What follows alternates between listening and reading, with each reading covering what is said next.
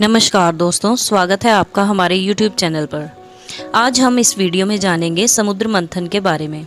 समुद्र मंथन में 14 रत्न निकले थे, विष भी निकला और अमृत भी।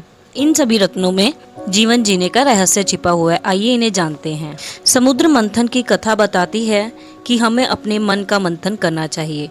मन को मथने की क्रिया में बुरे विचार भी आएंगे और अच्छे भी। सबसे पहले बुरे विचारों को त्यागना चाहिए। समुद्र मंथन से भी सबसे पहले विष ही निकला था। समुद्र मंथन में 14 रत्न निकले थे। इन सभी रत्नों में जीवन प्रबंधन छिपा है। इन सूत्रों को अपनाने से हम कई समस्याओं से बच सकते हैं। तो आइए पहला रहस्य जानते हैं। मंथन में सबसे पहले कालकूट विष निकला। इस विष को शिवजी ने अपने गले में धारण कर लिया। कालकूट विष का संदेश यह है कि जब भी मन को मथा जाता है तो सबसे पहले विष समान बुरे विचार ही निकलते हैं। इन बुरे विचारों को त्याग देना चाहिए। दूसरे नंबर पर निकली कामधेनु गाय। पवित्र कामधेनु यज्ञ की सामग्री उत्पन्न करने वाली दिव्य गाय थी, इसलिए ऋषियों ने कामधेनु को रख लिया। कामधेनु का संदेश यह है कि मन में बुरे विचार निकलने के बाद ही मन पवित्र हो जाता है। तीसरे नंबर पर निकला उच्चैश्रवा नाम का घोड़ा। उच्चैश्रवा घोड़ा सफेद था। इसे असुरों के राजा बलि ने रखा था। उच्चैश्रवा घोड़ा मन की गति से चलता था। मन अगर इधर उधर दौड़ता रहेगा तो वह बुराइयों की ओर ही जाता है।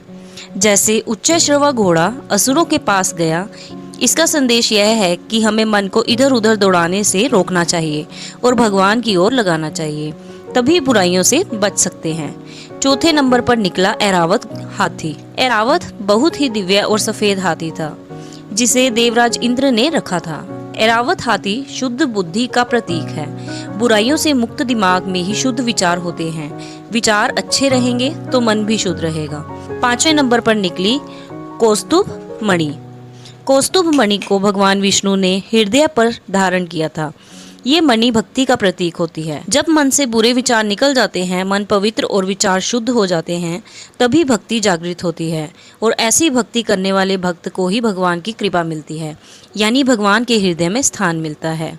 छठे नंबर पर निकला था कल्प वृक्ष। कल्प वृक्ष सभी इच्छाओं को पूरा करने वाला वृक्ष था।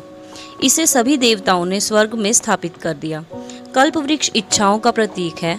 भक्ति में और मन को मथने की क्रिया में इच्छाओं पर काबू पाना बहुत जरूरी है।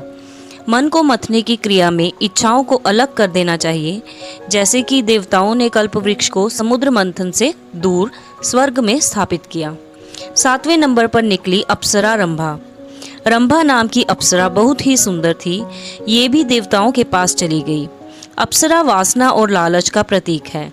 जब व्यक्ति किसी लक्ष्य की ओर आगे बढ़ता है तो रास्ते में उसे मन भटकाने वाली चीजें भी मिलती हैं, लेकिन व्यक्ति को वहां नहीं रुकना चाहिए, आगे बढ़ते रहना चाहिए। भक्ति करते समय भी मन में वासना और लालच जाग जाता है, लेकिन हमें इससे बचना चाहिए। आठवें नंबर पर निकली देवी लक्ष्मी। देवी लक्ष्मी को देवता, दानव और ऋषि सभी अपने साथ रखना चाहते थे, लेकिन लक्ष्मी ने भगवान विष्णु का वरण किया। लक्ष्मी यानी धन। धन उन लोगों के पास ही रहता है जो कर्म को महत्व देते हैं और धर्म का दामन थामे रहते हैं। भगवान विष्णु ने अवतारों के माध्यम से कर्म करते रहने और धर्म के मार्ग पर चलने का ही संदेश दिया है। 9वें नंबर पर निकली वारुणी देवी। वारुणी देवी को दैत्यों ने ग्रहण किया। वारुणी यानी मदिरा। नशा भी एक तरह की बुराई है। नशा करने वाला व्यक्ति बुराइयों की ओर ही जाता है, जैसे कि वारुणी देवी को दैत्यों ने ग्रहण किया। 10वें नंबर पर निकला चंद्रमा। चंद्रमा को शिवजी ने अपने मस्तक पर धारण किया। चंद्र शांति और शीतलता का प्रतीक है। जब मन से सभी विकार खत्म हो जाते हैं, तब मन को शांति और शीतलता मिलती है। 11वें नंबर पर निकला पारिजात वृक्ष। पारिजात वृक्ष छूने से ही थकान मिट जाती है। इसे भी देवताओं ने ग्रहण किया था। पारिजात वृक्ष शांति का प्रतीक माना जाता है। जब मन में शांति और शीतलता आ जाती है तो शरीर की थकान भी दूर हो जाती है।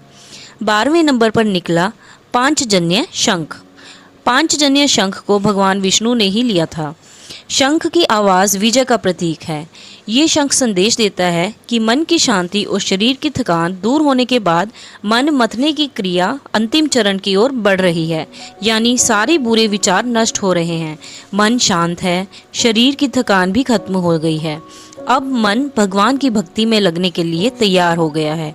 महाभारत में कृष्ण 5 जन्य शंख ही बजाते हैं। 13वें और अंत में निकले भगवान धन्वंतरी और अमृत कलश।